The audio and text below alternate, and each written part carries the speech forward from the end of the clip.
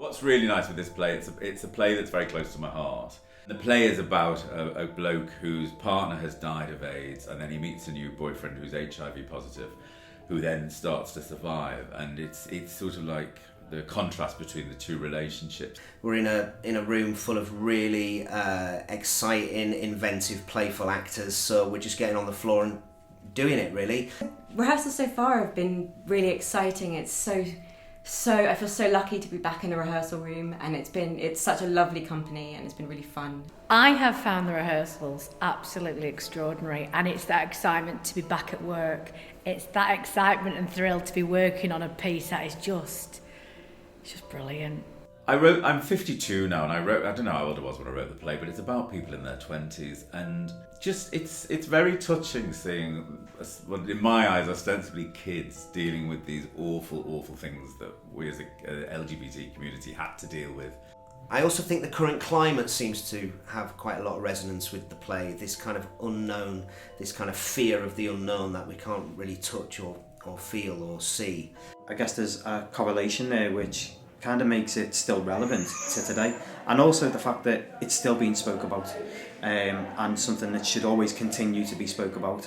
So relevant to what we're living through. It's full of empathy and compassion, and reminds people of what it's like to live through a pandemic or an epidemic, and how kind we have to be to each other.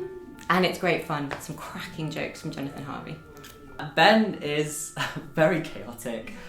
He's very lonely, and he's trying to sort of worm his way into this little group of friends who've gone through so much grief over losing someone close to them. The character I play is Beryl. I also play Julie, and I also play Julie Andrews, so I'm having a ball. People should tune in to watch Hushabye Mountain, because we are making some art, baby, and I'm really proud of what we've done so far, so I can't imagine what it's going to look like in a couple of weeks. It's a beautiful story.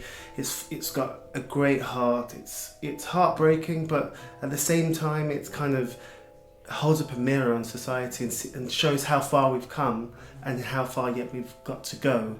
It's full of wonder and joy, this play, but it's also laced with some of the most kind of one of the most devastating periods of our time.